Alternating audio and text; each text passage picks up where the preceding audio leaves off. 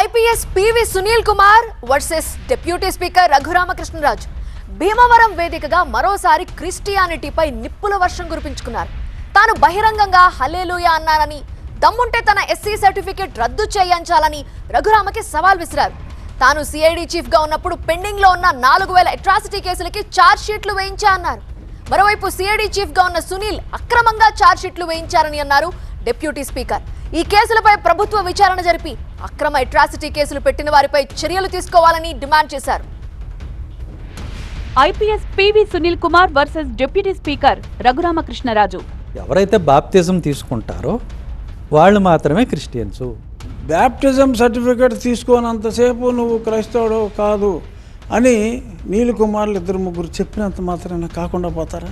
SC certificate విషయంలో ఇద్దరి మధ్య మాటల యుద్ధం ఆగడం లేదు. సోమవారం భీమవరం వేదికగా మరోసారి సవాల్ విసిరారు పివి సునీల్ కుమార్. దమ్ముంటే తన ఎస్సీ సర్టిఫికెట్ రద్దు చేయించాలన్నారు. క్రైస్తవుడిగా ఉండడం అంటే బ్యాంకుకు కన్నాలేయడం కాదంటూ సెటైర్ వేశారాయన.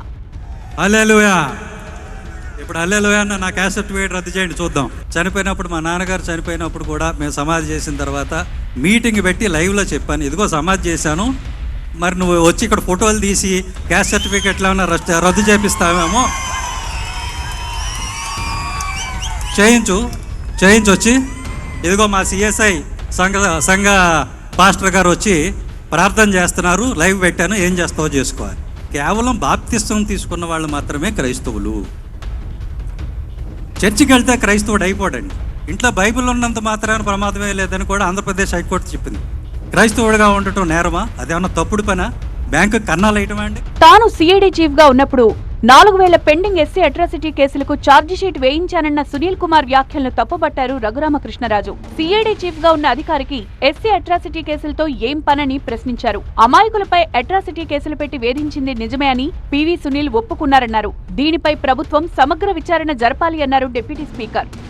10 ఏళ్ల నుంచి నేను సిఐడి చీఫ్గా ఉంటే నాకున్న చిన్న అధికార పరిధిలో 4000 ఎస్సీ ఎస్టీ అట్రాసిటీ కేసులు పెండింగ్ ఉంటే వాటన్నిటిని కూడా ఛార్జ్ షీట్ వేయించాను రాష్ట్రం మొత్తంలో. ఈరోజు క్రైస్తవ సమాజం ఒక భయంలో ఉంది. ఆ భయాన్ని నుంచి అందరికీ ఒక ధైర్యం ఇవ్వాల్సిన అవసరం. మరి 4000 కేసుల్లో ఎస్సీ కేసుల్లో నేను ఛార్జ్ షీట్ వేయించాను అని చెప్పి ఈ వ్యక్తి ఇంత బరి తెగించి మాట్లాడటం అనేది ఇంకా చాలా టూ మచ్. అది దొంగ ఎస్సీ కేసులు ఇతనే పెట్టించాడన్న అభియోగాలు నిజమని ఇప్పుడు అతనే ప్రూవ్ చేసినట్టు అయింది. అతనికి సంబంధం లేని ఇష్యూలో 4000 ఛార్జ్షీట్లు పెట్టించానని చెప్పి ఇంతగా బరి తెగించి ఒక అధికారి ఇలా మాట్లాడుతూ ఉంటే మరి గుట్లు అప్పగించి చూడటం I don't think it comes under good governance. So ఇది డెఫినెట్గా